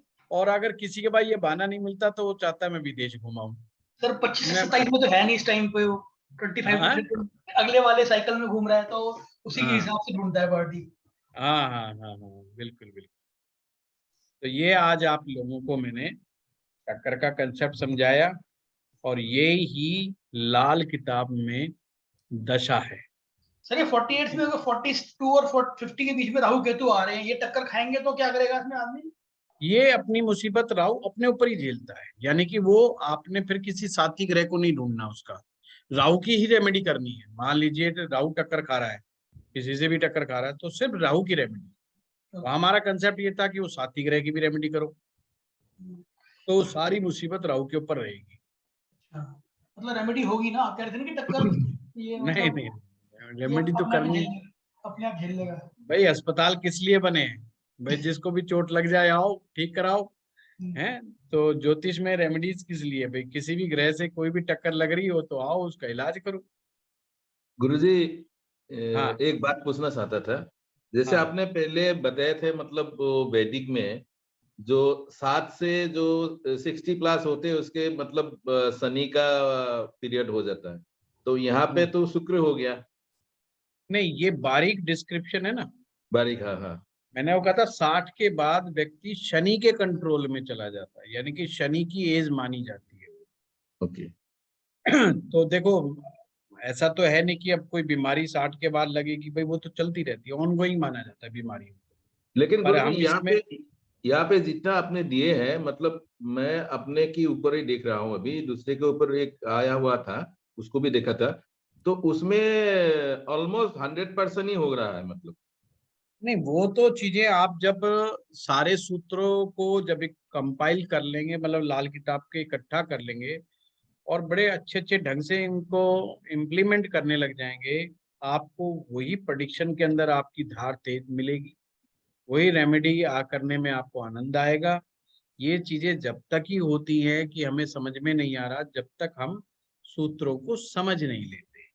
अब दिक्कत वाली क्या बात है कि जो लाल किताब की जो पुस्तकें हैं, मैक्सिमम राइटर ने उसे उसी भाषा में लिखने का प्रयास किया, लगभग उसका एक्सप्लेनेशन नहीं देते, उसको ढंग से अगर उसको विद एग्जाम्पल और बहुत सरलता से दिया जाए, बताया जाए, तो लाल किताब मेरे हिसाब से बहुत इजी है, इजी टू अंडरस्टैंड। और जैसे गुरुजी काल आपने बोला था जो पामिस्ट्री जैसे आपसे सीखा हम लोग ने, तो उसमें मैंने देखा जैसे उसमें जो फास्ट मतलब हमारा फिंगर है, तो उसमें पोर्स वगैरह देखा जाता है, तो उसमें जुपिटर पहले आ जाता है। तो उसी हिसाब से मुझे लगता है सर इसमें बहुत कुछ सीखना है, मतलब वो नया कोर्स में हम लोग सीख लेंगे शायद। तो मैंने पढ़ा है मतलब उसके ऊपर कुछ, मतलब जैसे इसमें बहुत सारी देखो, आपका नोट्स पुराना। आप लोग जो इसको दोबारा ज्वाइन करेंगे उनके लिए ये व्याकरण वाला पार्ट बहुत ही रिपीट होगा और उनको ये चीज मजबूत हो जाएगी। हर एक मतलब लाल किताब में व्याकरण की मजबूती सबसे बड़ी मजबूती है, वो मार नहीं खाता, वो मार ये नहीं खाता। इम्पोर्टेंट है। देखिए, नहीं तो केवल किताब से देख करके रेमेडी कराना नीम हकीम में खतरा जान है। बहुत बहुत सही बोला। व्याकरण से पकड़ेंगे, कॉन्फिडेंस रहेगा, लॉजिक आपके पास रहेगा और मैक्सिमम चांस है कि आपकी रेमेडीज वर्क करेंगी। दिक्कत यही आती है कि बिना सोचे समझे हम अक्सर, हमारी क्या आदत होती है, या अच्छा फलाना ग्रह कौन से भाव में बैठा, फलाने भाव में बैठा, अच्छा भाई ये रेमेडी कर। ये तो कंसेप्ट ही नहीं है भाई यहाँ पे कि ये भाव तो ये कर लो, तो समझाना है, हैं? पहले ये देखो कि बंदा किस उम्र के दौर में चल रहा है, भाग्य का कौन सा उसका ग्रह है, वर्ष पल में उसकी स्थिति क्या चल रही है, कौन किससे टक्कर मार रहा है, वो कौन उसको मदद पहुंचा रहा है। मदद पहुंचाने का बताया, जो भी ग्रह अपने से पांचवा होगा वो मदद पहुंचाएगा, चाहे वो मित्र हो या शत्रु, वो मदद पहुंचाएगा ही पहुंचाएगा। और बड़ा एग्जाम्पल देके क्लियर किया कि पहले भाव में सूर्य बैठा है, एक एग्जाम्पल है, वो कहीं भी बैठ सकता है, और उससे पांचवें में यदि शनि बैठा है, तो अब यहाँ पर शनि जो है उसको मदद पहुंचाने का काम करेगा। अब मदद कैसे मिलती है? सूर्य कौन है? राजा, और शनि कौन है? सेक्रेटरी, उसके अधीन काम कर, सेवक है। सेवक है। ऐसे आदमी को हमेशा एक सेक्रेटरी अवेलेबल रहने का चांसेस बन जाएंगे। उसको कोई ना कोई उसको अपना राइट हैंड मिल जाएगा, कोई ना कोई उसको हेल्प करने वाला मिल जाएगा उसको, तो उसको मदद शनि से हमेशा मदद मिलेगी, उसको अपने नौकर से हमेशा मदद मिलेगी। तो आप उसकी प्रेडिक्शन कर सकते हो भाई, क्योंकि शनि पंचम में आ रहा है, तो नौकर या उसका हेल्पर या उसका पीए उसको हमेशा अवेलेबल रहेगा, वो कभी भी अकेला रह के काम नहीं करेगा, यानी कि उसके पास कोई ना कोई असिस्टेंट जरूर। तो आपको तुरंत समझ में आ गया। उसकी बुनियाद, उस ग्रह की बुनियाद 9वें पर, अपने से 9वें पर डिपेंड करेगी। अब जैसे मान लीजिए किसी का सूर्य चौथे भाव में बैठा है, तो उसका साथी ग्रह सूर्य का जो मदद पहुंचाने वाला ग्रह कहाँ मिलेगा? अष्टम भाव में मिलेगा। अगर 8वें में ऐसे में कोई ग्रह बैठा है तो वो सूर्य को मदद पहुंचाएगा, और मदद कैसी होगी? बिना किसी शर्त के, यानी कि उसने देनी ही देनी है मदद। अब चाहे 8वें में कोई ग्रह बैठ जाए, चाहे शुक्र बैठ जाए, चाहे गुरु बैठ जाए, वही सूर्य का मददगार हो जाए, वही सूर्य को हमेशा हेल्प देता रहेगा। और अपने से 9वां यानी कि 12वें में जो ग्रह बैठा होगा वो उसकी बुनियाद होगा। बुनियाद का मतलब वो उसको स्ट्रेंथन करेगा, उसको ताकत देगा। और ये मदद का कंसेप्ट क्या है कि जब भी वो टक्कर खाएगा वर्ष फल के अंदर, अगर ऐसे में मदद का ग्रह जो होगा उसका निंदा, उसको आप थोड़ा और पावर दे दो मदद के ग्रह को, वो एकदम नॉर्मलाइज कर देगा सिचुएशन। जैसे कि सूर्य चौथे में बैठा है और बृहस्पति 8वें में बैठा है, और किसी कारण से वर्षफल में बृहस्पति को टक्कर लग गई, नहीं सॉरी, इसको सूर्य को टक्कर लग गई, सूर्य को टक्कर लग गई, तो इसका मदद का ग्रह कौन है? बृहस्पति। आप तुरंत उस आदमी को पीला पुखराज पहना, चाहे वो किसी भी लगन का व्यक्ति है। सूर्य से रिलेटेड कोई प्रॉब्लम आएगी, सूर्य से रिलेटेड प्रॉब्लम होती है सरकार की तरफ से, कोई इनकम टैक्स का चक्कर फंस गया, कोई जीएसटी का चक्कर फंस गया, कोई प्रॉब्लम खड़ी हो गई, गवर्नमेंट से रिलेटेड कोई इश्यूज खड़ा हो गया, कब कोई उसकी फादर की हेल्थ को दिक्कत आ गई, क्योंकि फादर के साथ दिक्कत हो गई, तो तुरंत पीला पुखराज पहना दो, यानी कि बृहस्पति की मदद दे दो, और बृहस्पति के उपायों को स्ट्रॉन्ग कर दो, पर दान वाले उपाय नहीं, उसको ताकत देनी है। जितना बृहस्पति ताकत देगा, ताकत लेगा, उतना ही वो सूर्य को मदद पहुंचा देगा। तो उसके पिताजी की अगर हेल्थ सिचुएशन है तो तुरंत पिताजी को एकदम रिकवरी होना शुरू हो जाए। एक टेक्निक है कि उसको मदद पहुंचाए। आपके पास कोई आता है कि जी मेरे फादर साहब हॉस्पिटलाइज्ड हैं, मैं क्या करूं? आप देखिए कि सूर्य को मदद पहुंचाने वाला ग्रह कौन सा है, कौन मुसीबत में काम आएगा, तो जो मददगार वाला है तो उससे 5वां देखना शुरू। 9वां उसको स्ट्रेंथन देगा। अगर आप 9वीं को भी ताकत दे देते हो तो उसकी जड़ नहीं हिलने देगा, यानी कि उसको बहुत बड़ा डैमेज नहीं होने देगा। 5 और 9 का कंसेप्ट ही तो ऐसे ये छोटी छोटी टेक्निक हमें अगर याद होंगी, प्रैक्टिकल अप्रोच रखेंगे अगर हम लाल किताब में, तो फिर हम जो है इसके मास्टर बन जाएंगे, और जो है हम लोगों को रिलीफ देने में भी कामयाब हो जाए। शुक्र के साथ कोई दिक्कत आ गई, वाइफ की हेल्थ खराब, ये देखो शुक्र से 5वां, हमेशा उस ग्रह को ताकत दी। अगर शुक्र कहीं बैठा हुआ है, शुक्र से 5वां बृहस्पति है, तुरंत पीला पुखराज पहना। शुक्र अगर टक्कर खा रहा है, बृहस्पति का पीला पुखराज पहना दिया। अब शुक्र अपनी मुसीबत किस पर देता है, उस चीज को याद रखो, केतु को देता है। केतु की रेमेडी साथ में कर दो, हो गया इलाज। इधर से बृहस्पति को ठीक करा, इधर से केतु को ठीक करा, ऑटोमेटिक शुक्र हील होना शुरू हो जाएगा, वीनस ठीक होना शुरू हो जाएगा, वाइफ की तबीयत में सुधार आना शुरू हो जाएगा। ये ध्यान रखना, मददगार जो ग्रह होता है ना, बहुत जल्दी सबसे पहले मदद पहुंचाता है, इसलिए लाल किताब में मदद के ग्रह की इंपॉर्टेंस बहुत ज्यादा है। इन्हीं सूत्रों को है प्रॉब्लम सर, मतलब वाइफ और बेटे पर ही आती है, फैमिली में भी और वैसे भी वही ले रहे हैं सारी, शुक्र और केतु। भाई बंदा दंदनाता हुआ घर में घुसेगा हैं और कुटपुट करेगा, तो सबसे ज्यादा डिस्टर्ब वाइफ और बच्चा ही होगा। वही प्रॉब्लम ले जा रहे हैं सारी। आज आपकी क्लास से पहले मैं यही केस सुलझ रहा था एक फैमिली का, है तो वाइफ कंप्लेंट कर रही थी, तो मैं उनको जब दशाओं से समझाने लगा तो पहले तो बेचारी चुपचाप सुन रही थी, जब उसको मेरी सारी बातें मिलती हुई दिखाई दी तो बेचारी से रहा नहीं गया। उन्होंने कहा जी ये आज के समय में ना दुखी कर रखा है। अब मुझे समझ में आया कि प्रॉब्लम क्या है।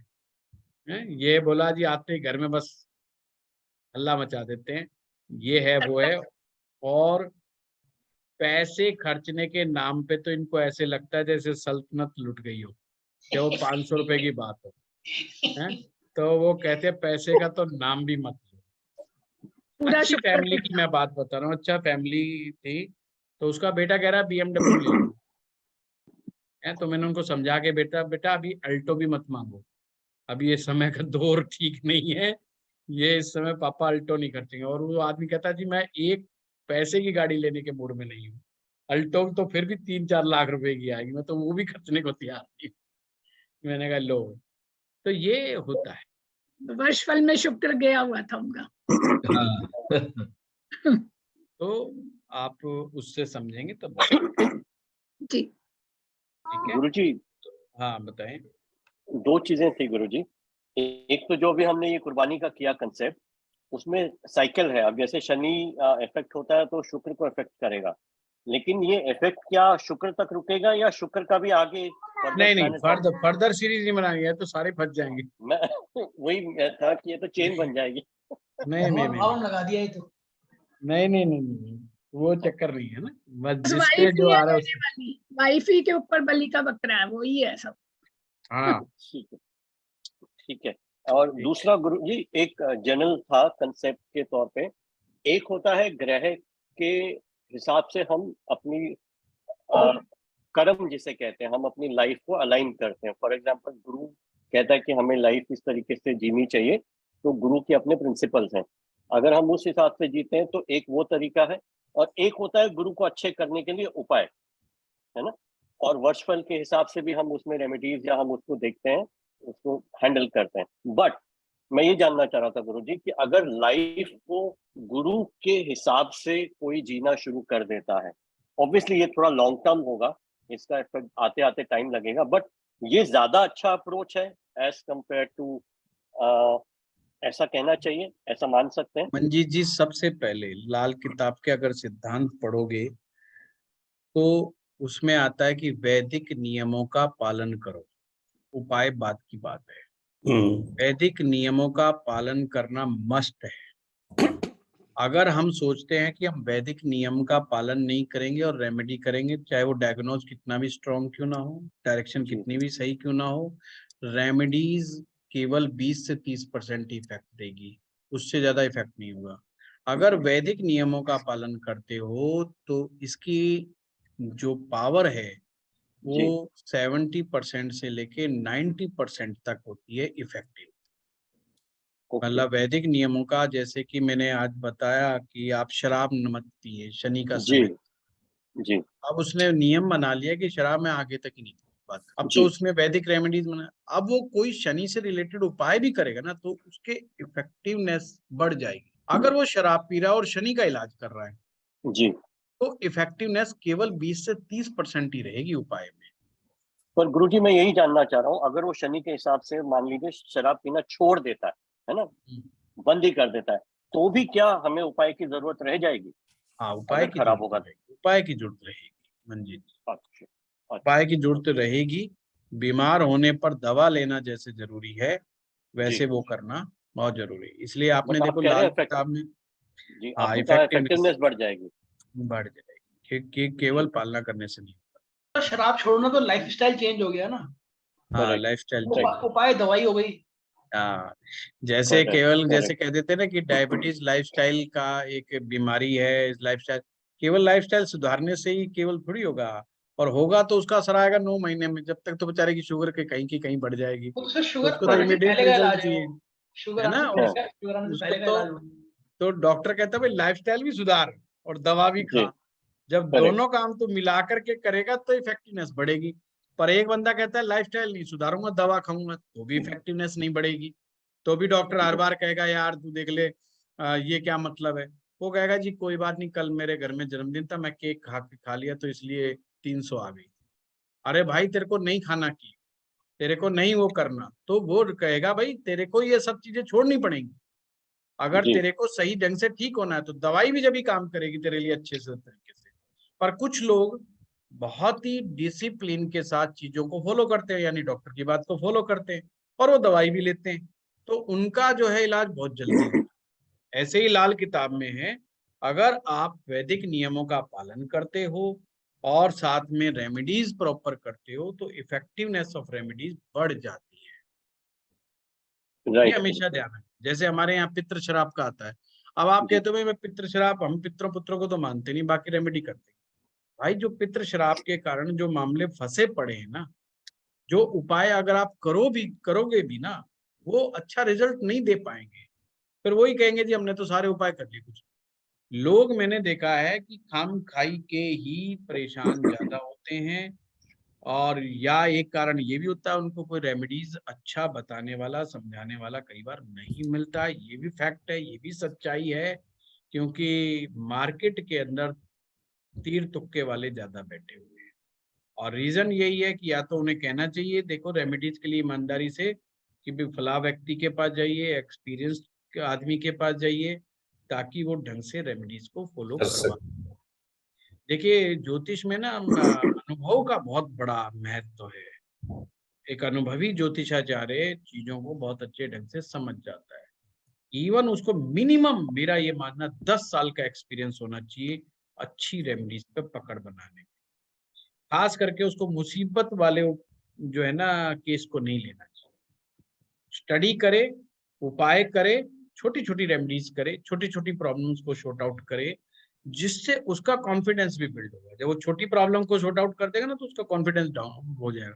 अब वो कोई बड़ी मुसीबत में व्यक्ति आ गया, उसको केस लेके बैठ गया, वही वकील वाले हालात, बस की बात कुछ होना, मुकदमा उसको कोर्ट में रखना भी ना आता हो, और वो लेकर के केस पे फाइल पे हमने बैठ गया, और वो क्या करेगा, तो वो बेल तो नहीं दिला सकता, वो फंसवा देगा उसको, कहीं ना कहीं अल्टीमेटली उसको मरवा देगा, क्योंकि उसको केस की समझ उतनी नहीं है। तो सीनियर की तरफ अप्रोच कर देना चाहिए, जब तक छोटे छोटे, ऐसा नहीं कि वकील भाई कभी तो बेचारा लड़ेगा ना, बड़ा तो जब ही होगा, पर छोटे मुकदमे लड़ना थोड़ी छोड़ना है, छोटे मुकदमे उसको लड़ने हैं, जिससे उसका कॉन्फिडेंस बिल्ड होगा, क्योंकि वो छोटा मुकदमा जीत लाएगा तो उसका कॉन्फिडेंस बिल्ड होगा। ऐसे ही एक एस्ट्रोलॉजर को थोड़ा पेशेंस रखना चाहिए और अनुभव गेन करना चाहिए। उसकी असली पूंजी अनुभव है। लोगों से जो बात करेगा, जब वो भाई तेने क्या उपाय करा, अच्छा तू हनुमान जी के मंदिर में गया, अच्छा इतने दिन गया, इतने दिन बैठ के हनुमान चालीसा पढ़ी, फिर समझो कि क्या ये व्यक्ति वास्तव में हनुमान चालीसा पढ़ करके आया मंदिर में जाकर के बैठकर। जब उसने कहा 21 दिन की थी, मुझे ये रिजल्ट आ गया, अपने दिमाग में नोट कर लिया, डायरी में नोट कर लो कि यार ये रेमेडी काम करती है, इस प्रॉब्लम में रेमेडी काम करती है, तो आप में कॉन्फिडेंस। फिर जब आप 10 साल पूरे कर लोगे, उस समय आपका कॉन्फिडेंस देखने लायक हो और आप रियल में डॉक्टर बन के बाहर निकले। चलिए, राइट, थैंक यू गुरु जी। 9 बज गए, मिलते हैं व्हाट्सएप पर। थैंक यू, लोग नमस्कार जाना शुरू हो गए। नमस्कार नमस्कार जी, धन्यवाद गुरु जी। नमस्ते।